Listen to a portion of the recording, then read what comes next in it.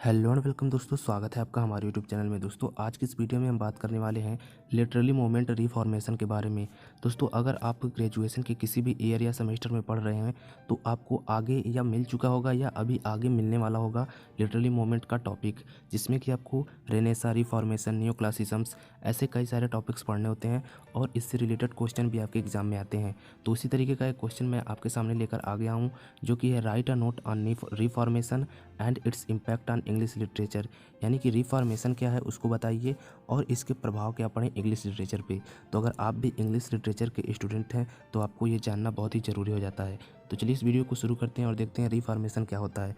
तो रिफॉर्मेशन अगर quick way में मैं बताऊँ आपको, तो रिफॉर्मेशन जो है रोमन कैथोलिक चर्च में हुआ था। यानी कि 16वीं सदी में रोमन कैथोलिक चर्च में जो दुर्व्यवहार हो रहे थे लोगों के साथ और जो चर्च के पादरी होते थे वो अपनी मनमानी हरकतें करते थे, उन्हीं मनमानी हरकतों को सुधार करने के लिए एक आंदोलन हुआ जिसको कि रिफॉर्मेशन नाम दिया गया और प्रोटेस्ट चर्च की स्थापना हुई। यानी कि प्रोटेस्टेंट चर्च जो नाम होता है उसकी स्थापना हुई। तो चलिए इंट्रोडक्शन से इसे शुरू करते हैं और देखते हैं कि अगर आपके एग्जाम में क्वेश्चन आता है तो आप किस प्रकार से इसे लिखेंगे। तो यहाँ पे दिया गया है the reformation was a great European religious movement of the 16th century. यहाँ पे कहा जा रहा है कि रिफॉर्मेशन यानी कि सुधार आंदोलन जो है वो एक यूरोप का बहुत ही महान कह लीजिए या बहुत ही बड़ा धार्मिक आंदोलन था जो कि 16th सेंचुरी में हुआ था। इट स्टार्टेड इन 1517, यानी कि यह जो है 1517 में स्टार्ट हुआ।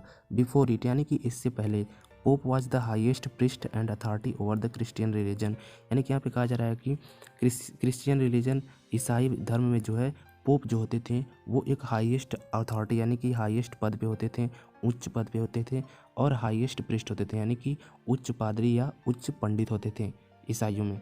ही use to issue religious commands, ये जो है रिलीजियस यानी कि धार्मिक कमांड्स देते थे, धार्मिक आदेश देते थे और उसका पालन करना होता है था।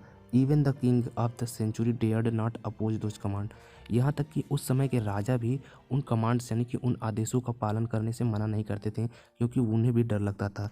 But in 1517 Luther in Germany published his famous thesis, लेकिन 1517 में लूथर ने जो है अपना जर्मनी थेसिस जो है पब्लिश किया और उसमें बताया क्या, दे एक्सप्लेन यानी कि उसमें बताया that several doctrines and practices of the church of Rome were false. उसने बताया कि चर्च के बहुत सारे सिद्धांत और उनके नियम जो हैं चर्च में जो करवाए जाते हैं वो जो है वो गलत हैं। Thus they challenge the authority of the pope, तब उन्होंने जो है चैलेंज किया यानी कि चुनौती दी पोप की अथॉरिटी को। यानी कि पोप जो है बहुत ही ऊंचा पद होता था तब और बहुत ही मान्यता दी जाती थी उसको और उसके आदेशों को कोई मना नहीं कर सकता था। लेकिन जो लूथर था उसने जो है उन्हें चैलेंज किया कि उनके जो भी डॉक्ट्रिन्स यानी कि सिद्धांत हैं वो सारे गलत हैं। Thus they challenged the authority of pope soon, जैसे जल्द ही Calvin in France and Geneva, France और जिनेवा में कैल्विन, ज्विंगली इन स्विट्जरलैंड में Zwingli and John Knox in Scotland, और स्कॉटलैंड के John Knox joined hands with Luther. इन सभी लोगों ने मिलकर लूथर का हाथ थाम लिया और लूथर के साथ आ गए। They thoughts become a great religious movement, और इन्होंने सोचा कि एक बहुत ही बड़ा धार्मिक आंदोलन किया जाए। The main object of the movement was the reform of a certain doctrines and practices of Christian religion, so it came to be called reformation. इन लोगों का मेन मकसद जो था वो एक मोमेंट यानी कि एक आंदोलन करना था जिससे कि जो चर्च के कुछ सिद्धांत और चर्च के जो भी नियम कानून थे उनमें बदलाव लाना यानी कि उनमें सुधार लाना था, क्योंकि क्रिश्चियन रिलीजन में ये सारे जो सिद्धांत थे वो लोगों को बहुत ही प्रॉब्लम दे रहे थे। So it came to be called reformation, इसीलिए इसका जो नाम पड़ गया वो क्या पड़ गया, सुधार आंदोलन पड़ गया। तो यहाँ तक हम लोगों ने समझ लिया कि सुधार क्या था, रोमन कैथोलिक चर्च में जो दुर्व्यवहार हो रहे थे लोगों के साथ और पोप जो है बहुत ही बड़ा तीस खान कह लीजिए बन के बैठा रहता था कि वो जो भी कहता था उसकी बातें मानी जाती थी। लेकिन जब ये आंदोलन हुआ तो उनकी बातों को थोड़ा धीमा किया गया यानी कि उनकी बातें केवल नहीं मानी गई और कुछ सुधार हुए, उन्हीं सुधार को जो है हम लोग रिफॉर्मेशन कहते हैं। अब चलिए देखते हैं कॉज और डिमांड ऑफ रिफॉर्मेशन, यानी कि वो कौन से कारण थे और वो कौन सी मांग थी जिसने रिफॉर्मेशन को जन्म दिया और रिफॉर्मेशन हुआ। The reformers rejects the following four doctrine of the church of Rome, reformer यानी कि जो सुधार करने वाले थे उन्होंने अस्वीकार कर दिया ये चार सिद्धांत जो कि चर्च रोम के चर्च में थे। पहला, the doctrine that pope is the highest authority of Christianity, यानी कि यहाँ पे कहा जा रहा है कि एक सिद्धांत ये था कि पोप जो है बहुत ही उच्च पद था क्रिश्चियनिटी में, यानी कि ईसाई धर्म में जो है पोप जो है बहुत ही ऊंचे पद पर, यानी कि समझ लीजिए भगवान के बाद जो पद आता था वो पोप का होता था और उनकी बातें सभी लोग मानते थे। तो इसीलिए इस पद को जो है उन्होंने स्वीकार करना बंद कर दिया, यानी कि इसको अस्वीकार कर दिया। The reformer declare that the scripture are the highest authority on the affair of religions. उन्होंने जो है घोषणा कर दी कि जो स्क्रिप्चर्स हैं वो जो है हाईएस्ट अथॉरिटी हैं, यानी कि उच्च पद, यानी कि भगवान के बाद जो पद है वो केवल पोप का नहीं है, उसके अलावा जो है स्क्रिप्चर्स का है। और इनमें जो अफेयर ऑफ रिलीजन, यानी कि रिलीजन जो है उसका अफेयर, यानी कि आप समझ लीजिए कि जो भी धर्म के संबंध में बातें होंगी, जो भी धार्मिक चीज़ें होंगी, उनमें स्क्रिप्चर्स जो होंगे वो हाईएस्ट अथॉरिटी होंगे, ना कि पोप होंगे। दूसरा जो सिद्धांत था वो ये था कि the doctrine that Virgin Mary the mother of Christ must also be worshipped, the reformers rejected it. एक धार्मिक मान्यता और थी, यानी कि सिद्धांत और था कि वर्जिन मैरी, यानी कि जो कि मदर थी किसकी, क्रिस्ट की, क्रिश्चियन की, यानी कि जो हम लोग ईसाई कहते हैं उनकी जो है माता थी। ईसाई धर्म जिन्होंने लाया था क्रिस्ट जो थे उनकी माता थी, और लोगों ने ऐसी धारणा बना रखी थी कि उनकी माता को भी पूजा जाए, उनकी भी पूजा की जाए। लेकिन जो रिफॉर्मर थे, यानी कि सुधारकर्ता थे, उन्होंने इस बात को इनकार कर दिया और इसे रिजेक्ट कर दिया, मना कर दिया। तीसरा जो अगला डिमांड कहें या कॉज था वो क्या था, द डॉक्ट्रिन ऑफ ट्रांसबटेंटेशन। ये थोड़ा वर्ड जो है बड़ा है, इसको अगर आप तोड़ के पढ़ेंगे तो आपको समझ में आ जाएगा। यानी कि ट्रांस सबटेंटिएशंस, यानी कि इसका मतलब होता है पारगमन। ये जो है एक सिद्धांत था पारगमन का सिद्धांत। इसके अनुसार, यानी कि अकॉर्डिंग टू दिस डॉक्ट्रिन, यानी कि इस सिद्धांत के अनुसार, when the bread and wine are consecrated during the sacrament of the lord supper. यहाँ पे ईसाइयों में जो है ब्रेड और शराब, दो चीज़ें जो होती थी क्रिस्ट को, यानी कि ईसाई के जो देवता हैं उनको चढ़ाई जाती थी पूजा के समय। वो उसकी एक प्रक्रिया थी जो थी पारगमन की प्रक्रिया, और जो ईसाई लोग मानते थे इसको उन्होंने रिजेक्ट कर दिया। वो क्या थी, the whole substance of the bread and wine is change into Christ body and blood. यहाँ पे कहा जा रहा था कि जो पूरा सब्सटेंस है वाइन ब्रेड, यानी कि जो पूरा सब्सटेंस ब्रेड एंड वाइन है वो चेंज हो जाता था किस में, क्रिस्ट की बॉडी में। यानी कि जो ब्रेड है उसकी जो है बॉडी बन जाती थी, और जो वाइन है उसका जो है खून बन जाता था। But the appearance of the bread and wine remain. लेकिन जो ब्रेड, यानी कि जो रोटी होती थी, और जो वाइन होती थी, उसका जो दिखना होता था वो सेम ही रहता था। यानी कि ब्रेड जो है ब्रेड की तरह ही दिखता था, और वाइन यानी शराब जो है शराब की तरह दिखता था। लेकिन एक ऐसा सिद्धांत, एक ऐसा भ्रम लोगों में पैदा कर दिया गया था कि जो ब्रेड है वो क्रिस्ट यानी कि जो ईसाइयों के देवता हैं उनकी बॉडी बन जाती थी, और जो वाइन यानी शराब है वो उनका खून बन जाता था। लेकिन ऐसा कुछ सही में होता नहीं था। Now the reformer refuse this doctrine. और अब जो है रिफॉर्मर जो सुधार करता थे उन्होंने इस सिद्धांत को भी रिफ्यूज कर दिया, यानी कि खारिज कर दिया। चौथा चलिए देख लेते हैं। The doctrine said that the scriptures must not be disgraced by translating them into the language of the people. यहाँ पे कहा जा रहा है कि स्क्रिप्चर्स, यानी कि जो भी चीज़ें ईसाई के धर्म में लिखी गई हैं, स्क्रिप्चर्स मतलब आप ऐसा समझ लीजिए धर्म ग्रंथ, यानी कि जो भी धर्म ग्रंथ है वो जो है ट्रांसलेट नहीं किया जा सकता है और लोगों के बीच में नहीं बांटा जा सकता है, क्योंकि इससे जो है उसकी बदनामी होगी। लेकिन यहाँ पे रिफॉर्मर्स क्या कहते हैं, the reformers said that the scriptures must be done into the language of the people so that they might read them.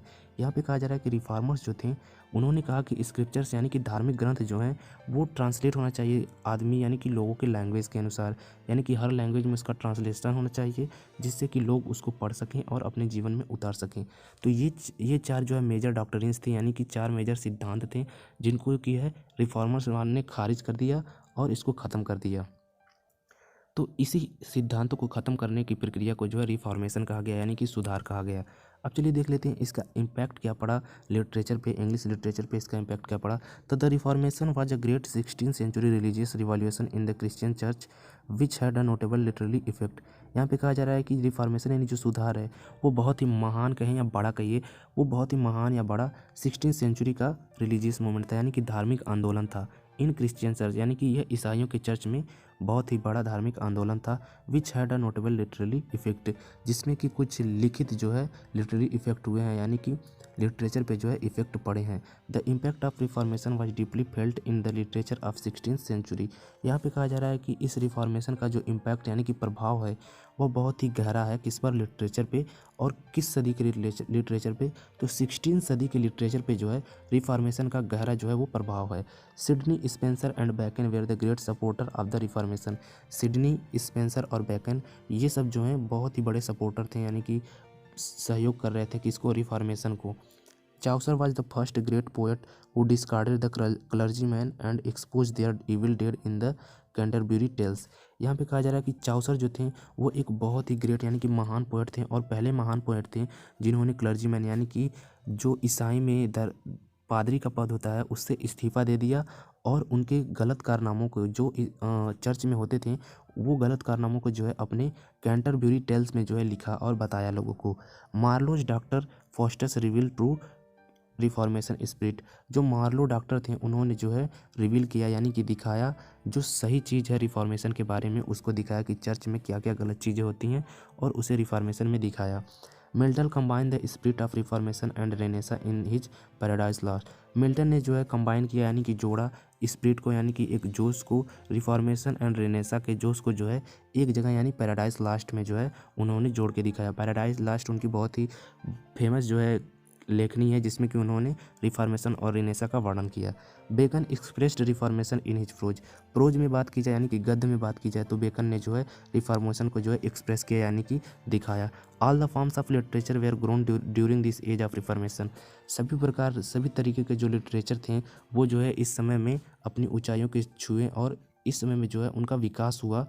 किस समय में, यानी कि रिफॉर्मेशन के समय में जो है सभी प्रकार के लिटरेचर का जो है विकास हुआ। Drama attended better Heights during this period. Drama जो है उसने एक अच्छी ऊंचाई को प्राप्त किया इस समय के दौरान। Other forms of literature like songs, sonnets, poetry, lyric poetry and etcetera were written during the reformation. Other forms यानी कि अलग तरीके के लिटरेचर जैसे कि गाने, सोनेट्स यानी कि जो दुख भरी कविताएँ होती हैं, पोट्री, पोएम्स, लायरिक्स पोएट्री यानी कि जो लायरिक पोएट्री होती है, लायरिक के बारे में मेरा एक वीडियो बना हुआ है, उसको आप जाकर देखेंगे तो समझ में आ जाएगा कि लायरिक पोएट्री क्या होती थी। और भी एक्स्ट्रा यानी कि अन्य जो है इस दौरान जो है लिखे गए, किस दौरान, were written during the reformation, यानी कि रिफॉर्मेशन के दौरान ये सारी चीज़ें लिखी गई और इन सभी चीज़ों का जो है समग्र रूप से विकास हुआ और एक ऊंची स्थिति को इन सभी चीज़ों ने प्राप्त किया।